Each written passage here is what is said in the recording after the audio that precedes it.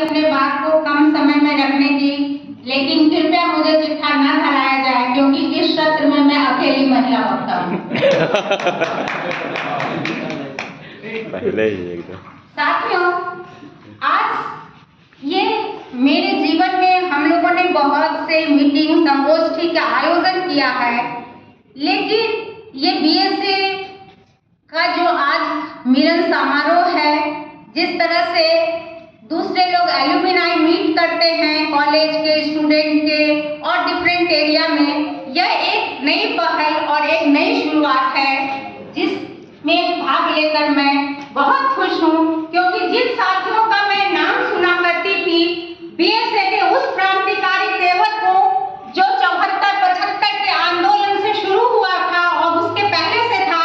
लेकिन जिनमें शामिल बहुत सी साथियों को मैंने नहीं देखा था और उनके बहुत से क्रांतिकारी जो रोज बरोज की घटनाएं थी उनसे मैं नहीं वाकिफ थी। आज हम लोगों को और खास करके मुझे वाकिफ होने का मौका मिला, जो कि बहुत अच्छा अवसर है। साथियों, मैं साइंस कॉलेज में 1984 के इंटर के बैच में आई थी और मैं एक बहुत संवेदनशील थी। समाज की असमानता, गरीबी और जो अत्याचार और शोषण थे उसके प्रति मेरी एक अपने से संवेदनशीलता थी और वहाँ मैं कुछ लोगों के संपर्क में आई अपने स्टूडेंट्स के साथ जो बीएसए के अंतिम दौर के स्टूडेंट्स थे, और एक दो मिलन के बाद ही मैं उनके आइडियोलॉजी से प्रभावित हुई और बीएसए में मैं शामिल हुई। तो एक तरह से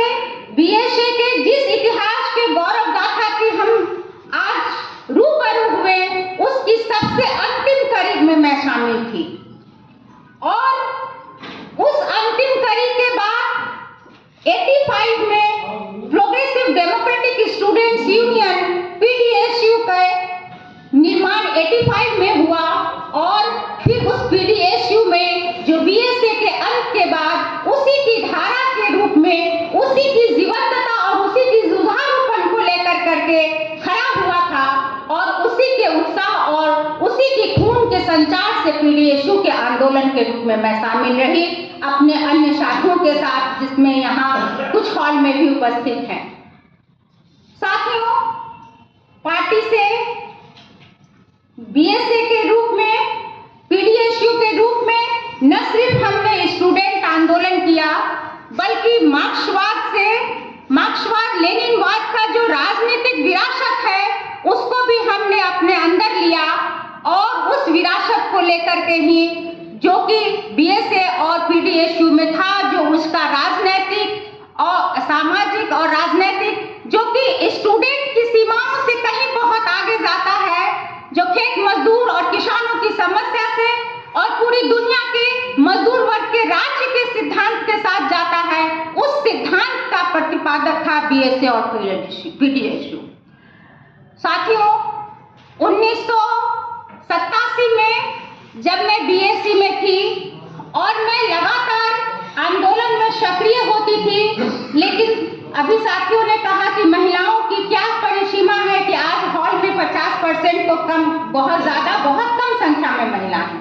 तो उन तीनों महिलाओं के ऊपर बहुत ज्यादा पाबंदियां हुआ करती थी। 5 की घड़ी के बाद हम घर में नहीं जा सकते थे। 6 के बाद हमारा पूरा लिस्टिंग होने लगता था कि कहाँ है आप।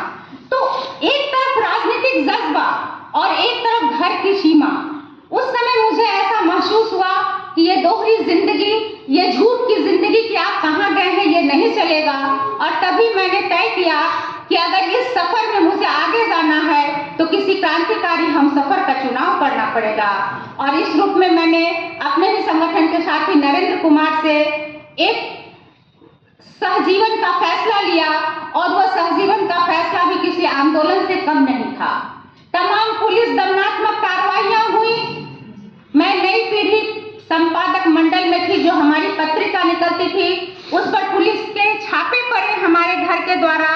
और काफी दमन हुआ। और तब उस समय पटना के जो लीडिंग मैगजीन थे टाइम्स ऑफ इंडिया और दूसरे हिंदी पेपर में जब शादी की खबर प्रचारित हुई,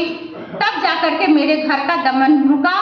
और मेरी स्वतंत्र जिंदगी लिखने का सिलसिला शुरू हुआ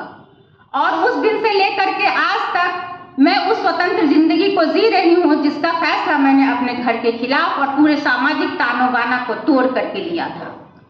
साथियों, पटना यूनिवर्सिटी